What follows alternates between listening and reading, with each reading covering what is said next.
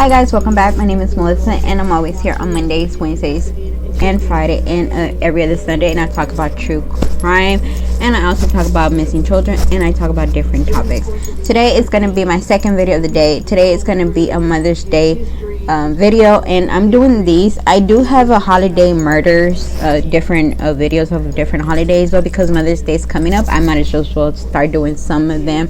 So when I do come to the page to do it on my Mondays or Wednesdays videos, some of them will already be done or talked about already.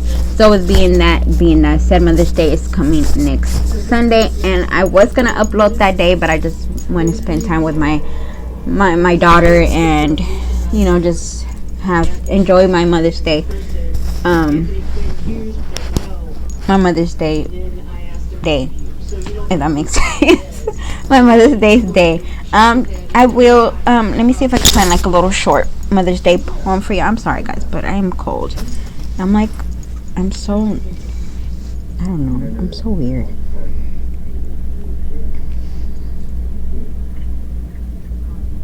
And that was very eye-opening. Like, wait a second, so you dated in high school, so we asked a little bit further. So let me just how did you find the energy, Mom, to do all the things you did? To be a teacher, nurse, and counselor to me when I was a kid. How did you did it all, Mom? Be a cheerful cook, friend, yet find time to be a playmate. I just can't comprehend. I see now it was love, Mom, that made you come whenever I called. Your insensible love, Mom. I thank you for all. Happy Mother's Day to all the moms out there. We're so proud of every single one of y'all, for everything. I want to say I am proud of myself for being a mom. Especially doing it by myself for a couple of years now, and I do have some support, but it's never easy. But we should always celebrate moms. And if you're a dad, I know it's not Father's Day almost, but if you're a dad and you're a single dad and you're doing mom and dad job, kudos to you. I think Mother's Day should be celebrated this for you as well, and Father's Day. So yeah. So today we're going to be talking about Stacey Burn. She passed away in Mother's Day. I have not read the story personally myself. I usually research the stories before. I read the stories before, but these stories I just literally just wrote them down. So I will be learning about her case with y'all as well. So here we go. June 21st, 2011, Stacey Burns was a popular figure in Lakeside community of Woffordburg. Everybody wanted her house, said Faye, a close friend of Stacey. The door was always open to anyone, old and young. Her large Colombian house sit on the main street of Woffordburg, a tight-knit town with a population of 653 people that balloons to 25,000 during this summer when tourists flocked to the picture-posed New England town. Stacey was a school nurse at a Carpenter Elementary School. FYI, you could watch this case in 2020 if you look it up. But the story was old, but you could watch it. Her story in 2020. Stacey was a school nurse at a Carpenter Elementary School in Woffordburg. She met her husband Ed Burns more than 20 years ago when she was a student and he was a young merchant marine. Stacey's big brother Michael Ken recalls meeting Ed for the first time and thinking he was an interesting fellow, a little eccentric. After a whirlwind courtship, Stacey and Ed married, and by their 10th anniversary, they had 5 children. As merchant marine, Ed spent months at a time out of sea while Stacey stayed in Belfort caring for their growing family. When Ed returned home from the sea, tensions would arise between them. We both had to adjust because we were both commander of the ship, if you will, and I found out that even when I was home, I was actually second in command, Ed said. Brittany then Burns lived and babysitter witnessed the interest stain on Stacey. It wasn't an initial marriage for her. She said he wanted to know what Stacey was doing all the time, and if she would tell him the truth, he still wouldn't believe that it was the truth. I'm sorry, sir, ma'am. I mean, sir. Let me tell you something. If you have a type of job that you always have to be out of town, whether it's out of sea, whether you are a marine, or whether you are a pilot, whatever it is, and you are married, and you think your wife is cheating when you're gone, do not be married. Do not. Stay your ass single until you retire. Because let me tell you, no. These type of things do not end well. It's a bit right here. If your wife is telling you, I'm not like I have 5 kids, do I even have time to cheat, sir? I don't, sir. But y'all just get it in his head that they're cheating. No, she had 5 kids. I don't think and she had a babysitter. So that's just a side note that I wanted to put out there, because I've seen stories like this and it just pisses me off, because it just drives me crazy. Eventually, Ed's desire to control Stacey became too much for her to endure. Friends said she filed for divorce while Ed was out of sea. The news came as shock to Ed Burns, and by Christmas 2008, Stacey and Ed were finally divorced. Nearly single, Stacey began dating a man whose son played hockey with her teen son Michael. Jimmy Vaden was a longer and divorced father of 2 children. He fell in love with Stacey soon after they began seeing each other. Mom's dead. 3 months into their friendship, I think we were in love, Vitamin told 2020. But Stacey babysitter says Stacey wasn't ready to start a serious relationship since she just been through a divorce. Stacey told me Jim thinks he's going to move in here and we're going to be like the big Brady Bunch. And she's like, I'm not ready for that, a text recalled. Stacey's friend Fia remembered that Jim had a hard time with Stacey saying no. On the morning of May 10, 2009, Mother's Day, Stacey and Jim were supposed to take their 2 daughters to the lacrosse tournament. Stacey and her daughter never showed up at the game, so Jim drove to their house. The driveway was blocked by an ambulance and Jim feared the worst. My first thought was maybe she had an accident and maybe she killed herself, he said. Stacey's daughter broke the news to him, telling him, Jim, Mom is dead. Burns had been stabbed multiple times during the early morning hours. Police sunrise that an intruder entered the Burns' unlocked house while Stacey and the children were asleep. Her 15-year-old son discovered the body in her bedroom the next morning.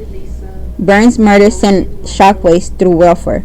It was really stuck a terrified strong chord in the community, said union leader report Paul Tracy. Burns' close friend Peggy was shocked when she heard the news. Whoever that creep is knew that those kids were sleeping in the house and that they were going to find her on Mother's Day, she said. Stacey's funeral mass was attended by more than 700 people as friends and family mourned. New Hampshire police were left with the daunting task of figuring out who would want to kill beloved mother of 5 young children. The police investigate those close to Stacey, including her ex-husband Ed Burns and her friend Jean Vidimi. Surprisingly, Jim had approached the police that morning and said, you definitely got to look at me. You got to clear me, because I'm not going to be his responsible doubt. Eddie killed her. Ed Burns denies victim accusation. That was strange, because usually when I'll give y'all my opinion at the end. The way to answer this is an odd cliche, Ed Burns said. When you point your finger at someone, there's 3 finger pointings back at you. Interviews with Stacey's friends and family about the days leading up to her murder revealed that she had seen her ex-husband Ed 2 days prior to her death. She met him to hand off their 3 youngest daughters for the week. Sister-in-law Andrea says Stacey was nervous because she was due to meet Ed in court the following Monday for contempt of court hearing related to money disputes stemming from their divorce. I'm sure she wasn't looking forward to, Andrea said. The evening Stacey went out to dinner with the local man. The dinner led to confrontation between her date and Jimmy Vidum, who, despite having broken up with Stacey, was waiting outside her house that night. Vidum said he thought she shouldn't be dating anyone at the point. I wanted to confront the 2 of them so then I could ask what is going on, Jim Vidum said. You could say I was stalking her, but I think I was being her friend. Jamie said They had broken up 2 weeks before, but her friend said the following day Stacey left. She had to make it clear to Jim once and for all that they weren't through. Stacey had decided to go see Jim that afternoon to break it off, Moore said, and I know that she did. Nonetheless, vitamins showed up at Stacey's house that same night to watch a movie with Stacey and her teenager children, who were having a sleepover with friends. Jimmy said he was there at Stacey's invitation. He also said that he left Stacey's house around 11 that night. In detail, her friends said it was confirmed by Stacey's children. The following morning, Stacey was dead. More than a year and a half later, no arrests had been made in the murder of Stacey Burn. Law enforcement officially in New Hampshire have declined the comment, citing the outgoing nature of their investigation. Both men said that they had nothing to do with Stacey's murder. Ed Burns said he was at the part in Boston at the night of her murder, an account back up with a friend who had video to prove it. Jim Vitterman's ex-wife said he was at home chaperoning a teenager sleepover that night of the murder. Stacey's family is left to waiting and wonder what is, if anything, they could have done to save her. This is a real contrarian tale, she said. Stacey's brother Michael, I'm looking for a sign and defining the things you don't like. My sister deserves a long, happy life, and she's not going to get it because someone was very selfish, and they were going to take her from this earth. And I can imagine how anyone could go that far. Stacey's 5 children are being cared for by their father, Ed. The family has faced extremely financial hardship, and the threat of foreclosure had forced the family to move away from their longtime home, leaving their memories behind. And that is a sad story about Stacey. In this type of, I don't know what to say, y'all. I think they need to look at both of men. And I'm saying Stacey's ex-husband because did he have a motive? I mean, we don't know. I mean, they didn't say nothing. Usually when it comes to those type of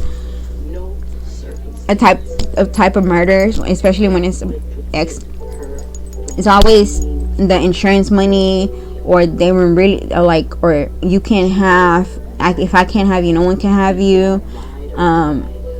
Was he scared that he wasn't gonna get half of the money? Was he scared to pay child support? I mean, there were 5 kids. I mean, who knows? It's just so many. The thing that gets me is I want to say it could probably be the ex-boyfriend, just because she wasn't ready to move fast, and he was, and she didn't want to. I mean, she just had a divorce. Like, you don't want to jump in a relationship as quick as you get a divorce, especially when you've been with that person for so long. You just want to feel, taste the waters. And when it comes to stabbing, it's usually always a personal something that you knew. It's personal, it must have to be somebody that you knew that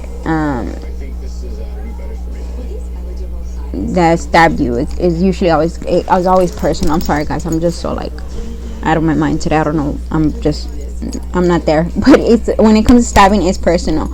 And I just think it's weird that he told the cops, yeah, you should be looking at me. You should be looking at me right now, because I'm the ex-boyfriend, and I'm not going to deal with y'all trying to pay me for this crime. So I think that was kind of weird. But yeah, hopefully this family gets some answers, and hopefully Stacey can rest in peace and get some type of justice. I will see y'all tomorrow with a new case.